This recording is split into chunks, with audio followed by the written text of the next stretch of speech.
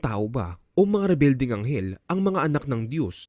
Tayong mga tao ay bibigyan lamang ng karapatan na maging anak ng Diyos kapag tayo ay tumanggap at sumampalataya sa Panginoong Hesukristo. Ngunit marami pong mga verso sa Lumang Tipan na tumutukoy sa mga anghel bilang mga anak ng Diyos. At mula sa istorya nila ay alam nating ang mga anghel ay kaya magkatawang tao at makakain ng pisikal na pagkain at mahawakan physically. Kaya maging ang dalawang panauhing lalaki ni Lot na mga anghel ay nais na makatalik ng lahat ng mga kalalakihan sa lungsod. Bata man o matanda, dahil kung tayo ay may katawang lupa, ang mga anghel ay mayroon din pong katawang panlangit. Ang mga anghel sa langit ay hindi nag-aasawa. Ngunit dahil sa pagrebelde ni Satanas, ay nakumbinsin niya ang 1/3 of the angels na hindi manatili sa kanilang unang kalagayan at iwan ang kanilang tahanan.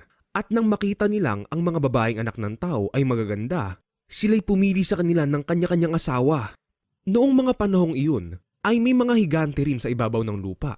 Sila ang naging bunga ng pakikipagtalik ng mga anak ng Diyos sa mga anak ng tao. At ang mga higanteng iyon ay tinanghal ng mga dakilang bayani at tanyag na tao noong unang panahon.